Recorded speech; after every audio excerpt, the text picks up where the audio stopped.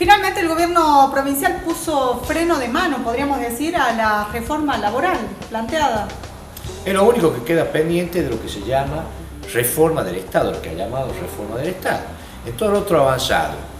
Avanzó en la modificación de la ley de coparticipación municipal, Sí. en la ley de regalías mineras también avanzó, en la unificación de los organismos recaudadores dentro del ARCA, de la Agencia Recaudadora de Catamarca, ha avanzado en la incorporación de entes autárquicos como el IPB, como Vialidad, a los ministerios pertinentes, avanzó con la reforma de la ley de Capresca, y lo único que quedó pendiente es la reforma que tiene que ver con lo laboral. La mayoría de estos proyectos ya fueron aprobados, de estos decretos, en realidad decretos acuerdos, ya fueron aprobados en la legislatura provincial. La transformación ya se dio. La reforma del Estado está corriendo, salvo en este punto específico del personal. Para esto, justamente para llevar adelante la reforma, las modificaciones en todos los temas donde tiene que ver la cuestión laboral de los trabajadores, se ha creado, o el gobierno provincial ha tomado la determinación de crear una secretaría específica que se denomina Secretaría de la Reforma, que estará bajo la órbita del Ministerio de Gobierno. Jorge Moreno será el principal protagonista en esta etapa, será el que deberá llevar adelante todas estas negociaciones. El moderador, podríamos decir. Bueno, y además hay que tener en cuenta que este es un tema muy sensible. Bueno, ya vimos las movilizaciones que se han realizado, inclusive en la jornada de hoy, los docentes de la Intersindical Docente han marchado en repudio a la reforma del estatuto docente. Son temas sensibles teniendo en cuenta la cantidad de empleados públicos que tiene la provincia de Catamarca, ¿no? Entonces, ¿sensible en qué? En los cambios justamente que se quieren llevar adelante.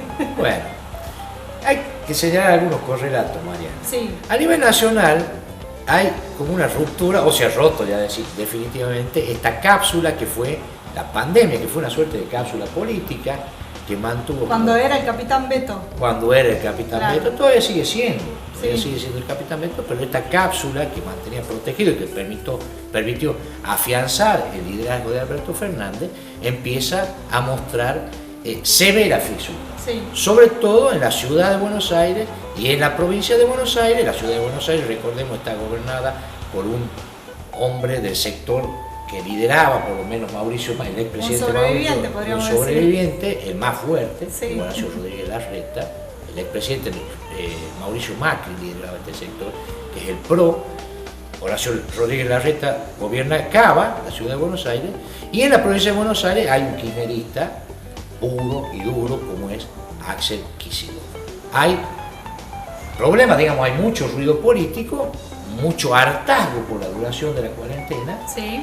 y al mismo tiempo una evolución de la peste, digamos, la cuarentena empieza a aflojarse y empiezan a crecer los contagios y también evoluciona la muerte, y hay inquietud en la Casa Rosada por cómo se va a proyectar esto en el escenario electoral del año que viene, en la primera elección de medio término de Alberto Fernández, Claro. donde en cierta medida se va a plebiscitar su gestión, sobre todo porque la situación económica va a ser muy complicada, mucho más complicada de lo que era antes de esta pandemia. Hay mucha incertidumbre ahí en el escenario nacional, la oposición empieza a entonarse y las miradas están puestas sobre todo en las elecciones que se van a realizar en la ciudad de Buenos Aires y en provincia de Buenos Aires, que concentran la mayor parte del electorado provincial. Esto por un lado. En la provincia de Catamarca, el gobernador Jalil advierte este movimiento.